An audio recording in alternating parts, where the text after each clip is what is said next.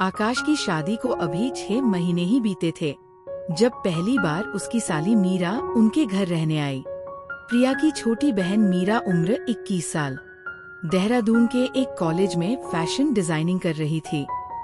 Hostel की आजाद जिंदगी और पहाड़ों की हवा का असर था कि उसका रंग एकदम दूध या गोरा था।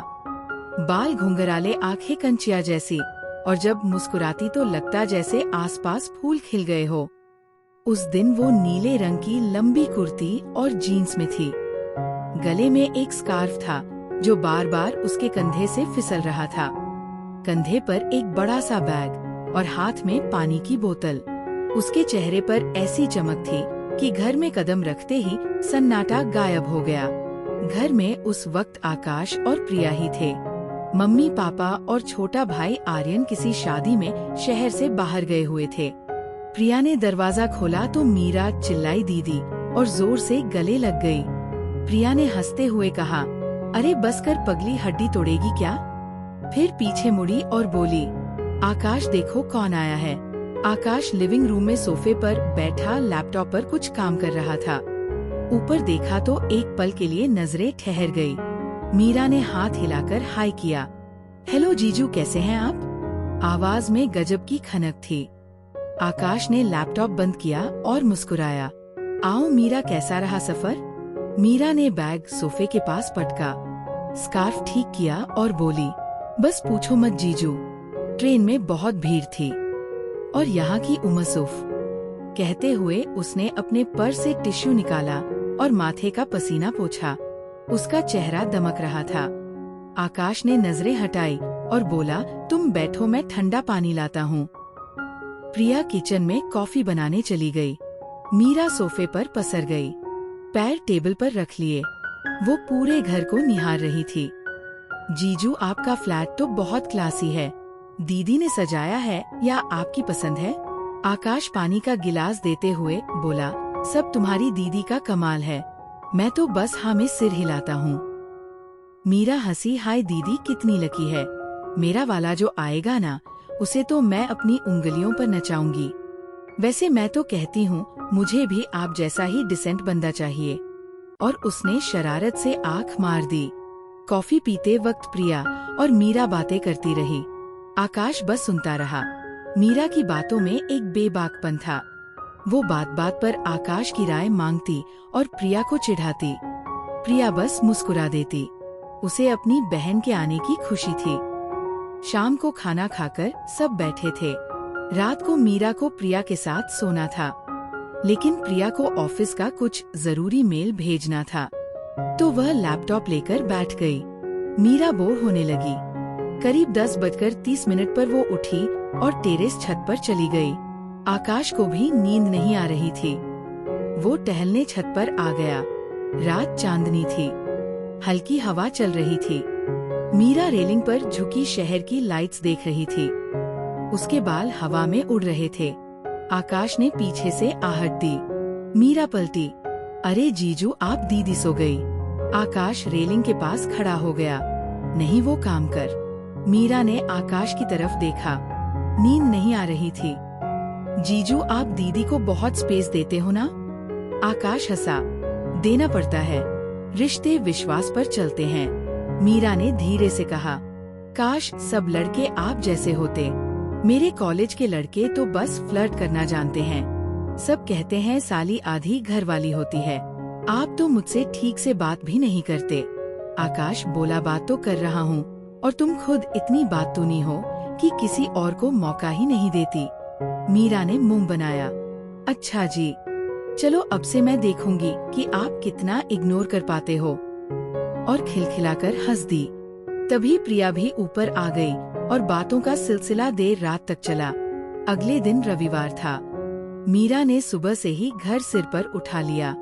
नहाकर आई तो गीले बालों में तौलिया लपेटे हुए थी। टी शर्ट और शॉर्ट्स में वो काफी बेफिक्र लग रही थी। प्रिया नहाने गई थी।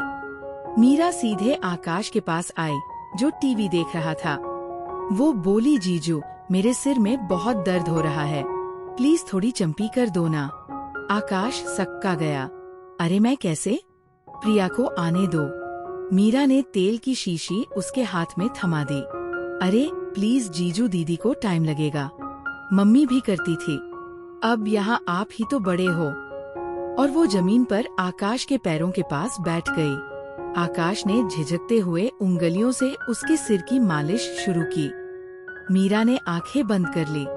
आप बहुत अच्छा लग रहा है जीजू, आपके हाथों में जादू है। वो बीच बीच में सिर पीछे करके आकाश को देखती और मुस्कुराती। आकाश को अजीब लग रहा था, लेकिन वो मना नहीं कर पाया। तभी प्रिया बाहर आई। अरे वाह, यहाँ तो सेवा चल रही है, मीरा ने हंसते हुए कहा। हाँ दीदी, जीजू बेस्ट है, जलन हो रही है क्या? और हंसते हुए भाग गई। दिन भर वो आकाश के इर्द गिर्द रही। कभी मोबाइल में कोई रील दिखाने के बहाने कंधे से सट जाती, कभी डरावनी फिल्म देखने की जिद करती। आकाश असहज था, लेकिन मीरा की हर अदा में एक आकर्षण था जो उसे थोड़ा विचलित कर रहा था। शाम को प्रिया और मम्मी पापा किसी रिश्तेदार के यहाँ गए। घर में सिर्फ आकाश, मीरा और आर्यन थे। आर्यन अपने रूम में गेम खेल रहा था। मीरा बोर होकर आकाश के कमरे में आ गई। जीजू, नेटफ्लिक्स पर ये जवानी है दीवानी देखें। आकाश ने मना नहीं किया। फिल्म शुरू हुई। मीरा बेड पर तकिया लगाकर लेट गई। आकाश कुर्सी पर बैठने लगा तो मीरा ने हाथ पकड़कर खींचा। अरे यहाँ बैठो ना जीजू, वहाँ से क्या दिखेगा? आकाश बेड के किनारे बैठ गया। फिल्म के एक इमोशनल सीन में मीरा ने अपना सिर आकाश के कंधे पर रख दिया। जीजू बन्नी जैसा लड़का मुझे कब मिलेगा? आकाश ने खुद को संभाला। तुम्हें उससे बेहतर मिलेगा। मीरा ने उसकी आंखों में देखा। नहीं, मुझे लगता है मुझे आप जैसा कोई चाहिए। फिर कुछ दिन ऐसे ही बीते। मीरा की छेड़खानी और आकाश की खामोशी। आकाश उसे समझाता, डांटता, लेकिन मन ही मन उस ध्यान का आनंद भी ले रहा था जो उसे मिल रहा था। फिर एक रात करीब 11 बजे, जब प्रिया सो चुकी थी, मीरा आकाश के स्टडी रूम में आई। उसकी आंखें सूजी हुई थी। आकाश घबरा गया। क्या हुआ मीरा? मीरा ने दरवाजा बंद किया और फूट फूट कर रोने लगी। जीजू, उसने मेरे बॉयफ्रेंड ने मुझे चीट किया। उसका किसी और के साथ चक्कर चल रहा है। आकाश उसके पास गया। शांत हो जाओ मीरा। मीरा ने उसे जोर से गले लगा लिया और रोने लगी। आकाश का दिल जोर से धड़कने लगा। वो भी उसे सांत्वना देने के लिए उसकी पीठ सहलाने लगा। मीरा ने सिर उठाया। उसकी आंखों में आंसू और एक अजीब सी तड़प थी। जीजू, मैं बहुत अकेली हूँ, कोई मुझे नहीं समझता, सिर्फ आप। उसने अपना चेहरा आकाश के करीब किया। वो एक बहुत नाजुक पल था। आकाश ने एक गहरी सांस ली और उसे धीरे से अपने से अलग किया। उसने मीरा के दोनों कंधे पकड़े और आंखों में आंखें डालकर बोला, मीरा, तुम अकेली नहीं हो, हम सब तुम्हारे साथ हैं। वो लड़का तुम्हारे लायक नहीं था। तुम अभी बहुत इमोशन हो। सो जाओ, सुबोले बात करेंगे। मीरा उसे देखती रही। उसे शायद उम्मीद थी कि आकाश पिघल जाएगा, लेकिन आकाश की आंखों में सिर्फ परवाह थी, वासना नहीं। मीरा ने सिर झुकाया। सॉरी जीजू, मैं बहक गई थी।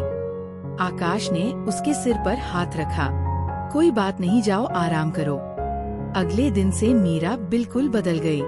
वो शांत रहने लगी। आकाश को लगा कहीं वो ज्यादा सख्त तो नहीं हो गया। शाम को उसने मीरा को कॉफी के लिए बाहर ले जाने को कहा। कार में आकाश ने कहा, मीरा, जो हुआ उसे भूल जाओ। तुमने उस वक्त सिर्फ सहारे की तलाश की थी, खुद को दोषी मत मानो। मीरा ने मुस्कुराकर कहा, जीजू, आपने मुझे बचा लिया। अगर कल आप कमजोर पड़ जाते तो शायद मैं आज खुद से नजरें नहीं मिला पाती। आप सच में बहुत अच्छे हो। उस दिन के बाद उनके बीच का वो तनाव खत्म हो गया। अब वे सचमुच अच्छे दोस्त बन गए थे। हंसी मजाक था, लेकिन उसमें एक मर्यादा थी। छुट्टियां खत्म हुई और मीरा वापस चली गई। जाते वक्त उसने आकाश के पैर छुए और कहा, थैंक यू दोस्त बने रहने के लिए। आकाश और प्रिया की जिंदगी अपनी रफ्तार से चलने लगी। मीरा से अक्सर फोन पर बात होती। उसने अपनी पढ़ाई पूरी की और करियर पर ध्यान दिया। 2 साल बाद मीरा की शादी तय हुई। लड़का लंदन में बैंकर था। मीरा बहुत खुश थी। विदाई के वक्त वो आकाश से मिली। लाल जोड़े में वो बेहद खूबसूरत लग रही थी। उसने आकाश के कान में कहा, जीजू आपने सही कहा था, सब्र का फल मीठा होता है। मैं हमेशा आपकी वो डांट और वो सलाह याद रखूंगी। मीरा लंदन चली गई। वक्त बीतता गया। वीडियो कॉल पर बातें होती रही। 3 साल बाद मीरा अपने बेटे कबीर के साथ भारत आई। एयरपोर्ट पर आकाश उसे लेने गया। मीरा अब एक परिपक्व महिला लग रही थी, लेकिन उसकी मुस्कान वही पुरानी थी। उसने आकाश को हग किया। जीजू आप तो अब और भी यंग लगने लगे हो। आकाश हंसा, और तुम अभी भी उतनी ही ड्रामेबाज हो। कबीर ने पूछा, मम्मा ये कौन है? मीरा ने बेटे को गोद में उठाया। ये तेरे मामू हैं और मम्मा के सबसे अच्छे गार्डियन। रात को सब टेरेस पर बैठे थे। दिसंबर की ठंड थी। मीरा ने कॉफी का मग हाथ में लिया और आकाश की तरफ देखा। जानते हो जीजू, उस रात अगर आपने मुझे संभाला ना होता तो आज ये खुशियाँ मेरे पास ना होती। कभी कभी एक सही इंसान पूरी जिंदगी की दिशा बदल देता है। आकाश ने मुस्कुराकर आसमान की तरफ देखा। और कभी कभी एक तूफान आकर हमें ये एहसास दिलाता है कि हमारी जड़ें कितनी मजबूत है। दूर कहीं नए साल के पटाखे फूट रहे थे। पुराना खिंचाव अब एक गहरे सम्मान में बदल चुका था। ना किसी को कोई गिल्ट था, ना कोई पछतावा। बस 2 समझदार लोग थे जिन्होंने वक्त रहते अपने कदम सही दिशा में मोड़ लिए थे।